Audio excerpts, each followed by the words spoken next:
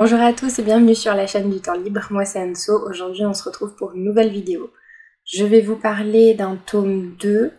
Je vous ai pas parlé sur la chaîne du tome 1 parce que je l'ai lu un peu avant de faire la chaîne. Il s'agit de Ever After High, le tome 2. Donc ici c'est la plus rebelle de toutes. C'est écrit par Shannon Hale et là c'est publié aux éditions Hachette.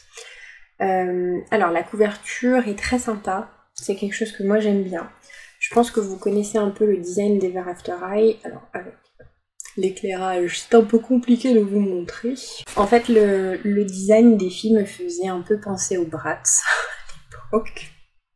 Oui, moi je jouais aux Bratz. Je ne sais pas si vous connaissez, c'est les Barbie mais un peu plus stylées. Du coup voilà, le design me faisait penser à ça. Ce que j'aime bien, alors c'est un livre jeunesse, mais ce que j'aime bien, c'est qu'on a des pages colorées. Je vous insérerai probablement un petit feuilletage du roman, sans vous spoiler. Mais voilà, la tranche est colorée, au teint rose et violet, donc c'est très girly en fait, voilà. Donc globalement, ce que c'est un petit livre jeunesse, girly, destiné aux jeunes filles. J'ai bien aimé. Donc déjà de quoi ça parle? Ever After High, c'est l'histoire des descendants de... Enfin, descendants, je vais pas utiliser ce mot-là parce que descendants, c'est la saga Descendants. Donc c'est les enfants des héros des contes de fées, donc de Blanche-Neige, de la méchante reine, etc. Principalement, on suit Raven, pardon, qui est la fille de la méchante reine, et Apple, la fille de Blanche-Neige. Du coup, dans le premier tome, on découvrait l'univers. On apprenait que les enfants sont obligés de signer le livre des contes afin de pouvoir donner suite aux contes, en fait, de reprendre le flambeau et de redevenir Blanche-Neige, la méchante reine, etc. Il s'est passé quelque chose qui fait que les choses se sont un peu envenimées, je vais pas vous dire quoi. Donc dans ce tome 2, on suit la suite des aventures de tous ces héros. Alors, comme je vous ai dit, principalement, on suit Apple et Raven, mais dans ce tome 2, on a beaucoup plus de détails sur Maddie, qui est la fille du chapelier fou, et Cerise, qui est la fille du petit chaperon rouge. Alors voilà, encore une fois, j'ai toujours les reflets de la lumière.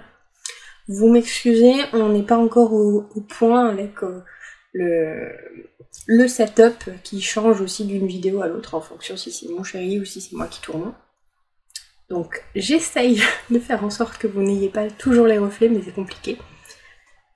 Donc là on suit les aventures de nos deux héroïnes et de Maddie et de Cerise. On se concentre beaucoup plus sur elles, donc c'était sympa. J'ai bien aimé que du coup tout ne tournait pas autour de nos deux héroïnes, parce que Apple est tellement kitsch. Elle est très très midinette, très très girly. C'est un personnage qui plaira certainement aux jeunes filles, un peu moins aux adultes, parce qu'elle est un peu oh, c'est tout beau, c'est tout rose. Voilà. Au contraire, j'ai trouvé que Maddie et Cerise avaient plus de profondeur, donc c'était intéressant d'en savoir plus sur elles et de les suivre un peu plus. Du coup, suite à l'événement qui s'est passé dans le tome 1, dans ce tome 2, on a tous les personnages qui s'interrogent un peu sur leur destin, leur avenir. Je n'en dirai pas plus.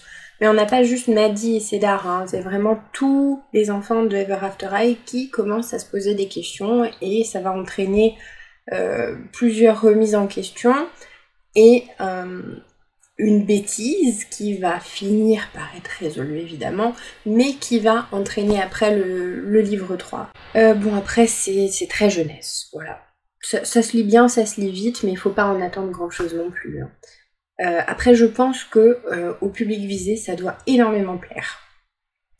Je pense que pas mal de jeunes filles, même de jeunes garçons, pourront apprécier ces histoires. Moi j'ai bien aimé.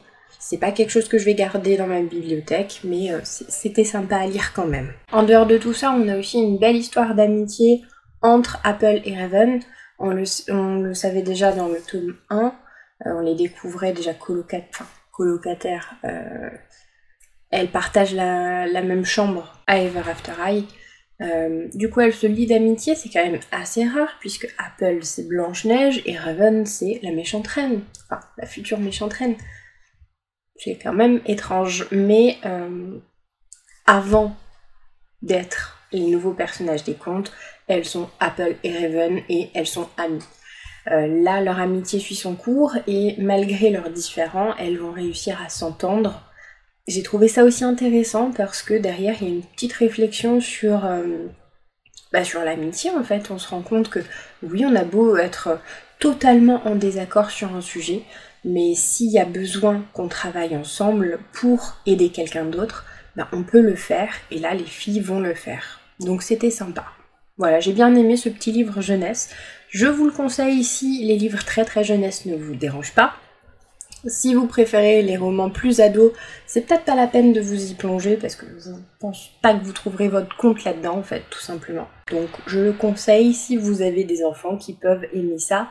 Sachez aussi qu'il y avait une série sur Netflix en dessin animé.